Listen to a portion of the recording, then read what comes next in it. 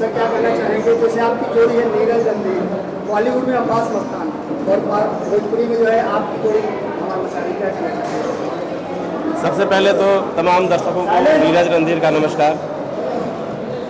आगे नीरज जी बताएं। देखिए, जोड़ी की बात तो बाद में होगी, चूँकि अभी हम लोग मिले हैं अवैध के सिलसिले में बात करने के लिए। ये लॉकडाउन के दौरान मैंने पूरा रिसर्च करके, कहीं आना जाना था नहीं, तो इंटरनेट पर पढ़ाइयाँ होती थी, पढ़ लिख के मैंने एक कंसेप्ट तैयार किया अवैध का। ये सोशियो पॉलिटी ड्रामा था। जब मैं इसे लिख रहा था तो मुझे लग रहा था कि इसका कैरेक्टर जो प्ले कर सकते हैं वो खेसारी भाई कर सकते हैं, लेकिन मेरा रीच नहीं था भाई तक। तो मैं प्रिंस भैया हैं हमारे जो डीओपी साहब, एक दिन ऑफिस में आए थे। मैं बोला मेरे पास एक कंसेप्ट है भैया, आप सुनेंगे, क्योंकि आप बहुत पिक्चर कर चुके हैं भाई के साथ, तो आपको थोड़ा ये अंदाजा होगा कि कैसी चीज़ें पसंद करें। तो मैंने इनको कंसेप्ट सुनाया प्रिंस भैया, तो इन्होंने कहा कि आप इसको तैयार कीजिए। फिर ये मुझे भाई के पास ले गए, मैंने वहाँ भी ब्रीफ दिया, इनको भी बड़ा एक्साइटमेंट हुआ।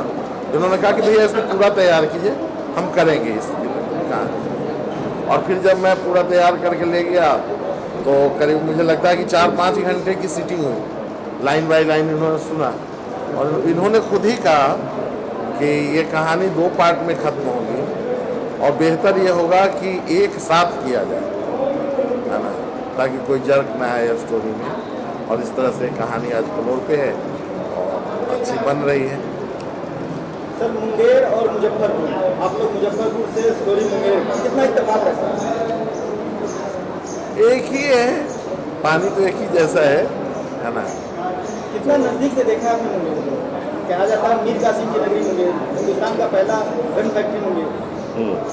देखिए, मैं इतिहास का छात्र भी रहा हूँ, बिहार का रहने वाला भी हूँ, और ख़ास करके इस फिल्म को जब मैं लिखने लगा तो इसके बारे में बहुत सारा चीज़ पढ़ा, जितने भी ये था, तो मैं कह सकता हूँ कि मुंगेर को बहुत हद तक जानता हूँ।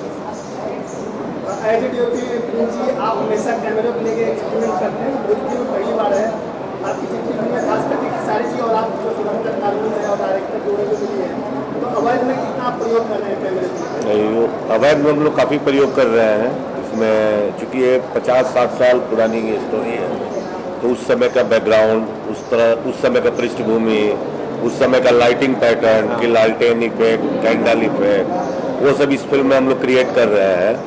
और यहाँ का जो लोकेशन है उस समय से काफ़ी मिलता जुलता है और कमाल का रिजल्ट आ रहा है, काम करने में मज़ा आ रहा है और निश्चय ही बेहतर रिजल्ट आएगा इसमें। कैमरे का क्वालिटी भी हम लोगों ने चेंज किया। हाँ, इस बार हम लोगों ने कैमरे का क्वालिटी भी चेंज किया है, हम लोग वेनिस पे कर रहे हैं काम, उसका भी रिजल्ट काफ़ी बेहतरीन आ रहा है।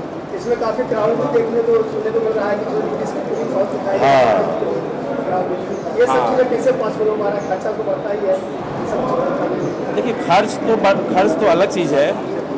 हमारे जो लोकल लोग हैं, लोकल आर्टिस्ट हैं, लोकल कोऑर्डिनेटर हैं, वो लोग सपोर्ट करते हैं और सारे क्राउड्स को लाने में 200, 150, 250 क्राउड है। ये कहानी जब आ रही थी, बनने की बात हुई, तो 2 चिंता मुख्य था। एक तो क्राउड, बहुत बड़ा क्राउड चाहिए, कैसे होगा, फीमेल, और उस जमाने का उस जमाने का कॉस्ट्यूम, ड्रेस सब होना वो चाहिए, रिक्रिएट करना, वो लोकेशन तो बहुत अच्छा हद तक यहाँ मिली है ना, और अच्छे बन रहा है, बहुत सहज अभिनय कर रहे हैं खेसारी भाई। दूसरी बात कि उनका जो डेडिकेशन है खेसारी भाई का, इतनी फिल्में कर चुकी हैं, आज इतने लेवल पे होने के बाद भी एक न्यू कमर में जैसा होता है ना ललक पिक्चर के प्रति, वो ललक इनमें होता है। एक कैरेक्टर में ढलने के लिए वैनिटी छोड़ दी, उसी जगह किसी झोपड़ी में खाट पे रह जाते हैं, पेड़ के नीचे बैठ गए, पेड़ के नीचे खाना खा लेते हैं, ताकि वो ढल सके कैरेक्टर। मैंने पूछा भाई कि ऐसा क्यों करते हैं, मतलब मंगाते हैं? बोले नहीं भैया, ऑथेंटिसिटी लगेगा कि मैं यहीं का हूँ। तो कैरेक्टर में ऑथेंटिसिटी लाने के लिए काफ़ी मेहनत करते हैं। लोग कह सकते हैं जो पब्लिक भोजपुरी सिनेमा देखने के लिए हिचकती है, वो ये सिनेमा से जरूर कनेक्ट हो जाए और फिर उसके बाद एक बड़ा रूप लेगा। ऑडियंस भी जुड़ेगी इस सिनेमा से। जितना मेहनत लोग कर रहे हैं वो मेहनत मुझे लगता है कि उन तक पहुँचेगी, है ना। और लास्ट में मैं यही कहूँगा कि सिनेमा हॉल में सिनेमा को देखा कीजिए।